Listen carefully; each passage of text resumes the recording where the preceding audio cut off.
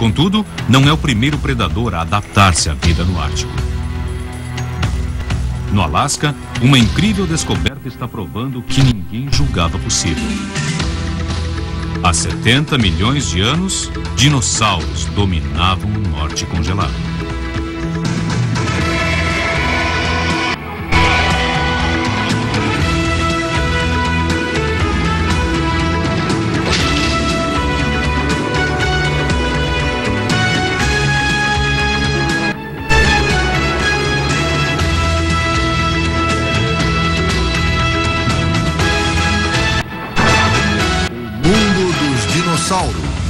Dinossauros na neve, versão brasileira Sincrovídeo.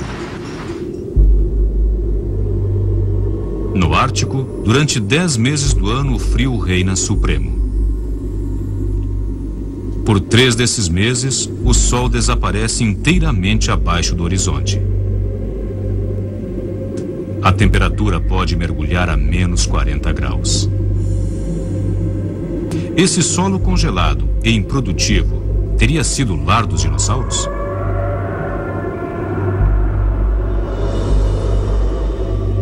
Um homem está arriscando a vida para provar isso. Roland Gangloff, da Universidade do Alasca em Fairbanks, viajou centenas de quilômetros ao norte do Círculo Ártico até o terminal de petróleo em Dead Horse. Uma instalação humana entre aqui e o Polo Norte, Dead Horse marca o fim da rodovia Trans-Alaska. Mas não é o fim da jornada de Gangloff. Um voo de 320 quilômetros sobre a tundra congelada, conhecida como declive ártico do Alasca, vai levá-lo aonde poucos foram antes. Gangloff está numa corrida contra o tempo. O Alasca é uma terra de extremos. Aqui, por somente 8 semanas do ano, temperaturas alcançam acima do ponto de congelamento e o gelo derrete, transformando os poucos centímetros superiores de tundra em um viçoso tapete verde e um campo de procriação para milhões de mosquitos famintos, que logo sairão dos ovos e começarão a procurar o sangue com que possam se alimentar.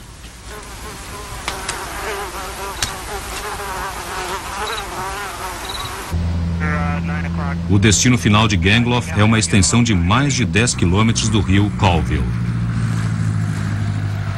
Uma árida faixa de areia no meio do rio, convenientemente chamada de Barra da Pobreza, será transformada em lar pelas próximas 5 semanas. Mas confortos são poucos. A 2 dias de distância de barco está o frígido Oceano Ártico. E ainda pode-se ter mau tempo. No Alasca, o sol do verão nunca se põe. Como a temperatura de escavação é curta, Gangloff e sua equipe estabelecerão dias de 14 horas para buscar por dinossauros. Mas se você olhar bem, vai ver que não está.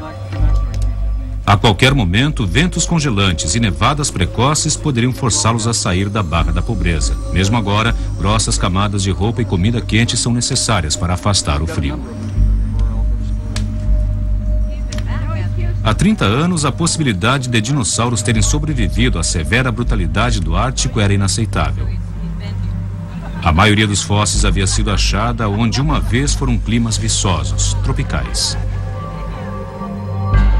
Mas em 1961, Robert Liscombe, um geólogo que trabalha na prospecção de petróleo, topou com esses ossos, mas não os reconheceu. 2 décadas depois, a notícia finalmente se espalhou de que, pela primeira vez, dinossauros haviam sido descobertos acima do Círculo Ártico.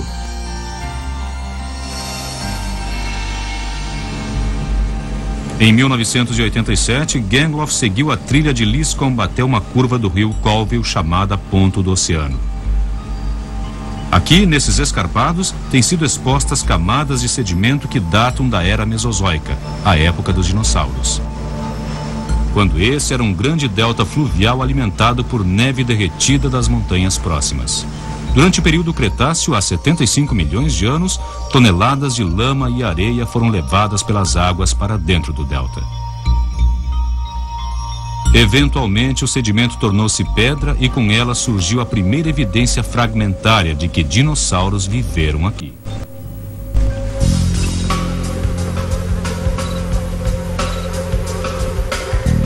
A Agarrando-se à face dos escarpados, a equipe tediosamente esburaca a rocha para localizar as camadas que conteriam fósseis, mas com pouca sorte.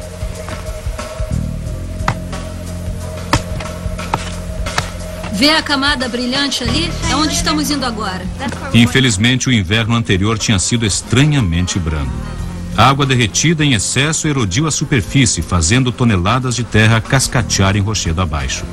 A única opção agora é começar no topo.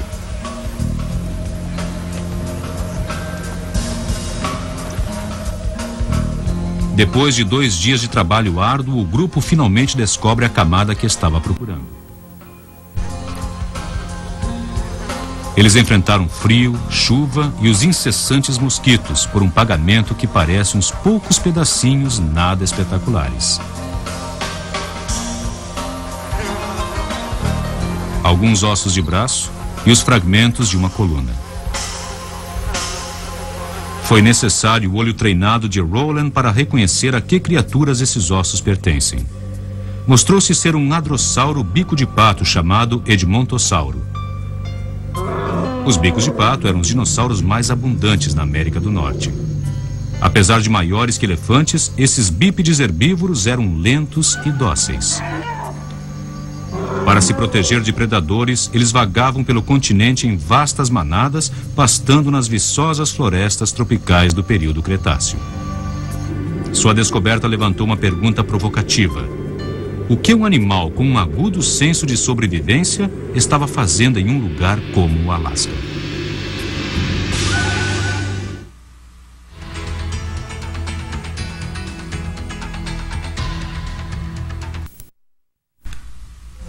Dia após dia, pedaço por pedaço, os escarpados de Colville estão entregando minúsculos fragmentos de um surpreendente capítulo novo na história dos dinossauros.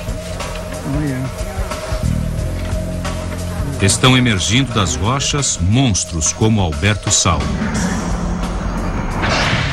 e dinossauros com chifres como o Triceratops.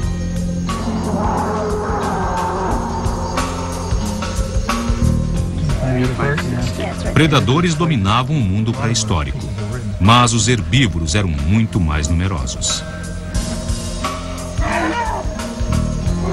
Apesar de os bicos de pato terem sido os mais comuns, sua variedade era surpreendente. Alguns ostentavam na cabeça estranhos adornos. O Lambelsauro tinha uma crista alta, oca, com uma ponta apontada para trás. Mas o que mais se destacava era o Parasaurolophus. Sua glória era a de ter o crânio mais espetacular de todos os bicos de pato. Um grande arco de osso que se estendia para trás sobre a cabeça, o que é um mistério. Mas os Parasaurolophus podem ter sido um festival de pios e urros.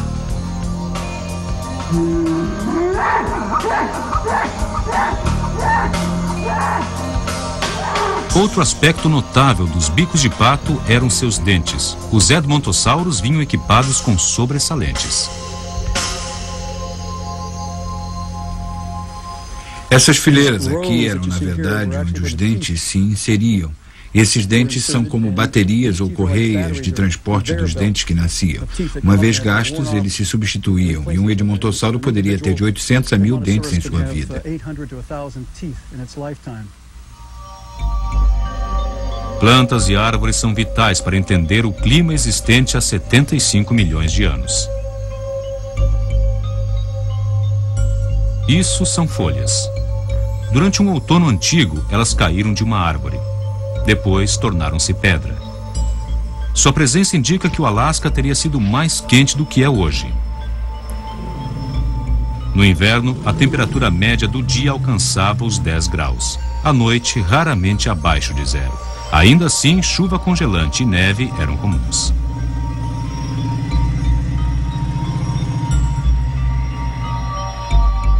Ironicamente, o Alasca era mais perto do Polo Norte. Mas há 70 milhões de anos não havia camadas de gelo polar.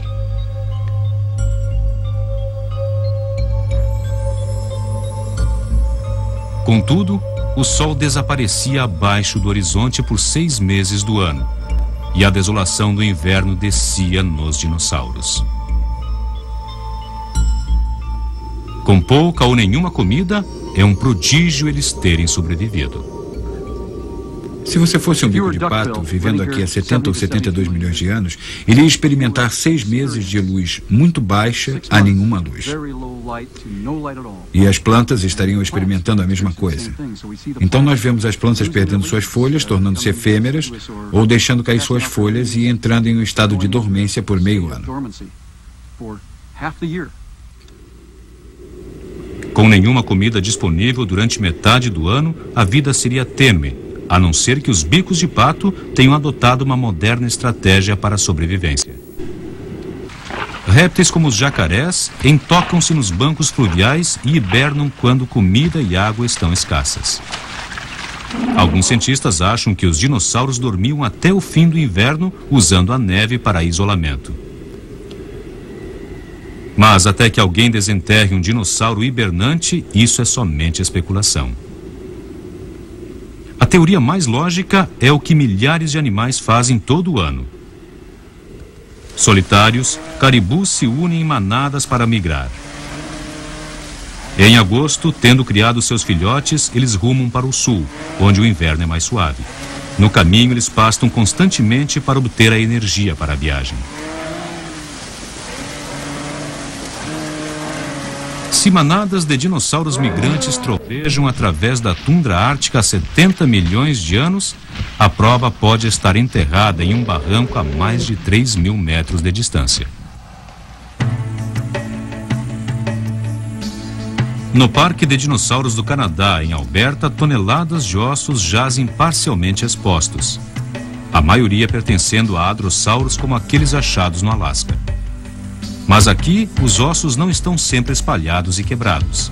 Esqueletos inteiros são achados intactos.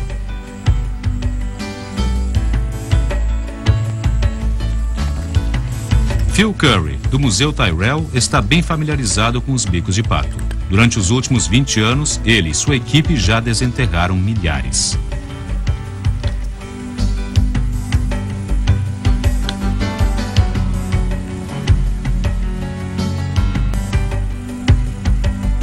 Esse permanece com a cauda desenrolada exatamente onde morreu. Uma vez exposta a cauda lindamente preservada, a equipe de Curry começou a recuperar o resto do dinossauro. Nós achamos que os dinossauros de bico de pato não eram somente animais visuais, mas também parece que eram animais que produziam um monte de sons, que eles podiam captar e identificar um ao outro. Agora, no caso de animais como o Edmontossauro, pode ter sido algo que era amplificado através dos balões nasais. Curry está convencido de que ele e Roland Gangloff acharam o início e o final de uma grande migração.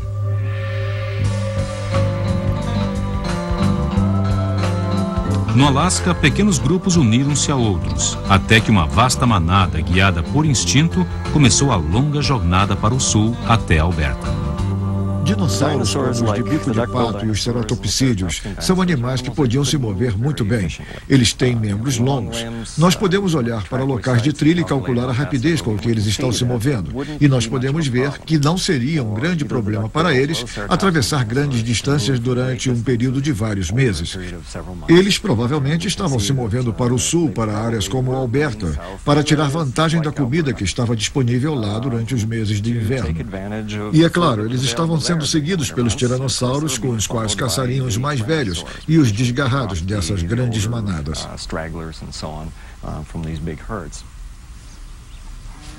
A distância da costa norte do Alasca até o sul do Canadá é de 3.200 quilômetros.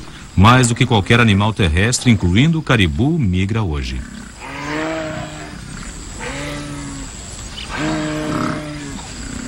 Seria fantástico ter uma visão aérea do período Cretáceo, tanto na primavera em Alberta quanto no outono no Alasca, porque o que se veria é bastante parecido com o que vemos hoje com o caribu. Os animais começam a se reunir em pequenos grupos e assim que os pequenos grupos iniciam sua migração, começam a formar grupos maiores, atravessando as florestas, os rios e assim por diante. Teria sido uma coisa fantástica e se tratando de milhares de dinossauros de 4 toneladas. A evidência de Phil Curry parecia sólida até que trágicos detalhes começaram a emergir. Detalhes de um dia no Alasca, quando uma viagem no passado distante deu incrivelmente errado.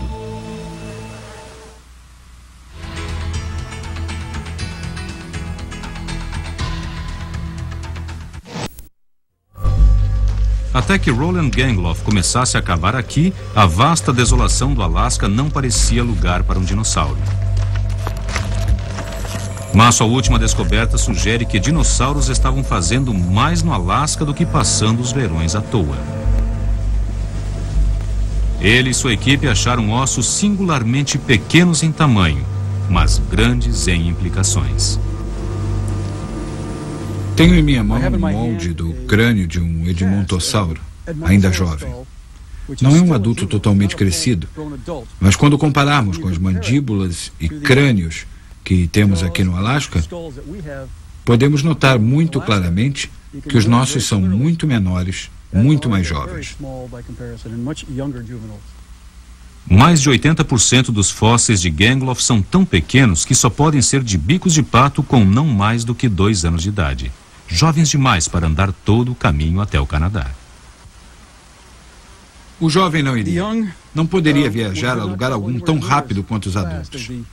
E se você está se referindo a mais de 3.200 quilômetros nos 2 sentidos e um total de mais de 8.000 quilômetros de distância linear, quando se leva em consideração o modo como animais migram e quantos quilômetros mais eles levariam só meandrando por aí, com todas as paradas para alimentação e tudo o que acontece em uma migração típica, realmente é exigir muita energia e muitos gastos, como nós diríamos, gastos biológicos, no que diz respeito à migração. Roland acredita que os mais jovens viviam o ano todo no Alasca, fazendo curtas incursões da costa para as montanhas à procura de comida. Mas mesmo migrações pequenas podem ser arriscadas. Evidências de um desastre estão emergindo dos fósseis de Colville. Numa manhã de primavera há 70 milhões de anos, o sol apareceu acima do horizonte e a neve começou a derreter. Por palpite, uma manada de bicos de pato partiu para as montanhas através do rio. Mas depois, como hoje, rios engolidos por neve derretida podem estourar em torrentes de água furiosa. Os jovens dinossauros, obstruídos pela forte corrente, entraram em pânico. Os adultos olharam sem nada poderem fazer enquanto suas proles eram dragadas. O drama pode ter durado somente alguns instantes, mas a cena foi devastadora. Centenas, talvez milhares, pereceram. Esses caribus também estavam atravessando um rio quando uma inundação repentina os tomou de surpresa. Seus cadáveres inchados entrarão em decomposição e desaparecerão nos sedimentos, tal como os bicos de pato. No Alasca, o gelo presta testemunho mudo ao interminável ciclo de vida e morte. Sem ele, a trágica história dos dinossauros polares talvez nunca pudesse ter sido contada. Os dinossauros polares estão agora no mapa. Mas o Alasca pode não ser o fim da estrada. Um paleontólogo acha que não era só o lar dos bicos de pato, mas o lugar de origem dos mais famosos dinossauros na América do Norte.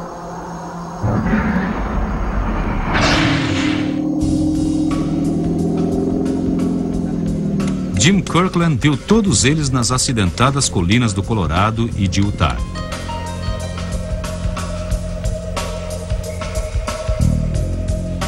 Do período Jurássico a 150 milhões de anos, o estegossauro e seu inimigo brutal, o carnossauro.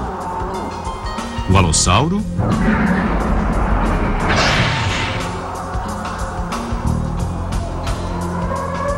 assim como os imensos e sensacionais saurópodes.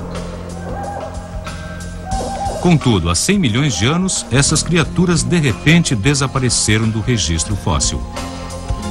Para descobrir por quê, Jim veio para Alberta para desenterrar os que vieram depois. Nós não consideramos uma extinção em massa, e sim uma completa substituição da fauna. E esse é o seu legado, as clássicas faunas do Cretáceo Superior. Devemos perguntar por que, num período muito curto de tempo, mudamos totalmente de fauna. Nessa investigação, temos que examinar diferentes áreas de onde esses animais vêm. Kirkland acha que os dinossauros de Alberta evoluíram primeiro na Ásia. Sua invasão começou após os inconstantes continentes empurrarem o Alasca para fora de um oceano primitivo, criando uma passagem para a América do Norte. Durante o começo do Cretáceo não havia o Alasca. Ele foi formado por dois processos. Um deles foi a rotação de uma porção de terra ao sul do litoral oeste do Canadá. Ao mesmo tempo, uma área aproximadamente tão grande quanto a Nova Guiné, chamada Wrangellia, estava flutuando ao norte, através do Pacífico Norte. A colisão dessas duas áreas levou ao desenvolvimento de uma grande cadeia de montanhas, que ia continuamente através da Sibéria. Essa é a Cordilheira de Brooks, e ela proveu uma ponte de terra para a migração dos dinossauros da Ásia para o oeste da América do Norte. Nós vemos os hadrossauros chegando em grande número e vemos os tiranossauros. Isso permitiu a esses animais chegarem através de Alberta, por Utah, através do oeste da América do Norte até a costa leste. Com a migração desses animais, vemos pela última vez nossos saurópodes no oeste da América do Norte. Eles se foram, e nós vemos os imensos carnossauros sendo substituídos pelos tiranossauros. Isso levou ao desenvolvimento das faunas que vemos hoje aqui em Alberta. O Alasca foi a área de concentração para a mais grandiosa parada de dinossauros que o mundo já viu. Após uma década de trabalho esmerado no frígido Colville infestado de insetos, Roland Gangloff apenas arranhou a superfície. Mas suas descobertas já provaram que sabemos muito pouco sobre as fantásticas criaturas que dominaram a Terra há muitas e muitas eras. Nós podemos somente conjeturar o que ainda jaz enterrado abaixo do gelo.